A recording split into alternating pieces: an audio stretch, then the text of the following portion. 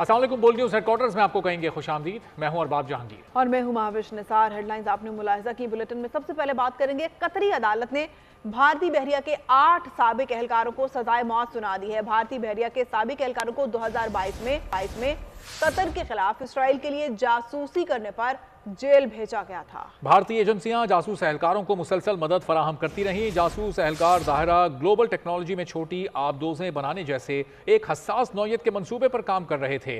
इन फौजी एहलकारों में captain नौतेज सिंगुल, बरिंद्रा Kumar Verma, Saurabh Vashishtha, commander Amit निकपॉल, परिंदर Tiwari, सिग्नाकर पकलाला, Sanjeev Gupta और मल्ला राजेश शामिल हैं। कतर की जानिब से भारतीय अफसरों की सजाए मौत के बाद भारत के लिए दुनिया भर में सिफारती ताल्लुकात रखना मुश्किल हो गया है। इसी मामले पर मजीद बात करेंगे। ब्रिगेडियर रिटायर्ड मसूद खान साहब ने हमें ज्वाइन किया। ब्रिगेडियर साहब, बहुत शुक्रिया बोल न्यूज़ के लिए, आपने वक्त निकाला। ये जो फैसला सामने आया है कतरी अदालत का, इस पर आपके रिमार्क्स क्या कहेंगे आप? भारत की जासूसी एक और मुल्क में साबित हो गई और सख्त सजा दी गई है, साबिक एहलकारों को सजाए मौत सुनाई गई है।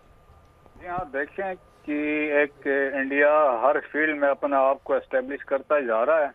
पहले टेररिज्म थी और इसके जो अभी तक साथ साथ चल रही है। उसके अलावा फिर उन्होंने इंटरफेरेंस स्टार्ट की अपने नेबरिंग कंट्रीज में, चाहे वो पाकिस्तान है, नेपाल है, बांग्लादेश है, भूटान है, उनके साथ इन्होंने वहाँ इंटरफेरेंस की। फिर ट्रांसनेशनल रिप्रेशन जो उन्होंने बंदे भेजे बाहर जाके, कनाडा में जो सिख मरवाए हैं, फिर इससे यूनाइटेड किंगडम में, इवन पाकिस्तान के अंदर जो कश्मीरी जो टारगेट हुए हैं, जो 90 में माइग्रेट करके आए थे, उनको यहाँ पे निशाना बना के पाकिस्तान में मारा गया। और इसी तरह एक सिख लीडर लाहौर में था। फिर इसके साथ साथ कुलभूषण यादव बलूचिस्तान से पकड़ा गया। तो फिर इसके अब इससे वो ताने बाने इनके बनते हैं कि देखें कि ये सारे कुछ जो है एस्पिनाज में भी अभी ये शामिल हो गए। इससे एक चीज ये एस्टेब्लिश होती है कि नेक्सस है बिटवीन इसराइल एंड इंडिया का, रा और मोसाद का।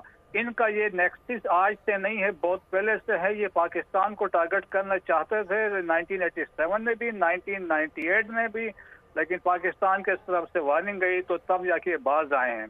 जो इंसिडेंट हुआ है कतर वाला, देखे मिडिल ईस्ट कंट्रीज में वहाँ पे जो लॉ बहुत सख्त है, वहाँ के कोर्ट्स बहुत सख्त हैं, वहाँ फैसले कानून के मुताबिक होते हैं। स्पेशली जब ड्रग्स की बात होती है या स्पिनाज की बात होती है या गद्दारी की बात होती है। तो यहाँ पे भी देखें कि उनके 8 जो नेवल जो रिटायर्ड लोग थे, इसमें 7 ऑफिसर है, एक सेलर है। और ये जिस कंपनी के लिए काम कर रहे थे, दारा ग्लोबल टेक्निक्स से, ये बेसिकली वो बना रही एक सबमरीन बना रही थी कतर के लिए, और ये बेसिकली इटालियन लोग थे जो बना रहे थे। तो सारी इंफॉर्मेशन जितनी थी that was supplied to Israel. तो इसका मतलब था मोसाद को दी जा रही थी, और ये दी जा रही थी ऑन इंस्ट्रक्शन ऑफ, यकीनन रॉन ने लिंक एस्टेब्लिश किया कि आपने इनको ये देना है। तो आप समझ लें कि ऑफिशियली ये एक चीज देवर डायरेक्टेड कि आपने ऐसा करना है। और जब ये चीज एस्टेब्लिश हुई है तो इसके बाद उनको जाके सजाए मौत हुई है। तो ब्रिगेडियर साहब, ये ज़ाहिर भारत इस वक्त दुनिया की बड़ी ताकतों का स्ट्रेटेजिक पार्टनर है। ये इस तरह के फैसले सामने आने के बाद अभी ये कतर का वाकया हुआ, इससे पहले हमने कनाडा का वाकया देखा था। अब पाकिस्तान और खित्ते के ममालिक में तो ये अंडरस्टूड है कि किस तरह से भारत इस तरह की कार्रवाइयाँ करता है। तो जिन बड़ी ताकतों का स्ट्रेटेजिक पार्टनर है भारत, अब क्या उन बड़ी ताकतों को सोचना होगा, कॉर्नर करना होगा भारत को? नहीं, यकीनन सोचना होगा। देखें, जब से कनाडा वाला इंसिडेंट हुआ तो उसके बाद बड़ी ताकत, स्पेशली 5 आइज में यूनाइटेड स्टेट्स उसमें शामिल है, तो उन्होंने इस पे बड़ा सीरियस लिया था। उन्होंने कहा, बेसिकली इंफॉर्मेशन तो अमेरिका की तरफ से गई थी, ऑस्ट्रेलिया की तरफ से गई थी कि इसमें हरदीप सिंह नजर के उसमें इंडिया इन्वॉल्व है। तो अभी इसके बाद ये एस्टेब्लिश हुआ तो स्पेशली बड़ी ताकतों को भी सोचना होगा, लेकिन मिडिल ईस्टर्न कंट्रीज को ज्यादा इम्पोर्टेंट सोचना होगा, क्योंकि देखें कि सबसे ज्यादा इंडियंस वो मिडिल ईस्ट में है, चाहे वो सऊदी अरब है, यूनाइटेड अरब एमिरेट्स है, ओमान है, कतर है, बहरीन है, यहाँ पे है।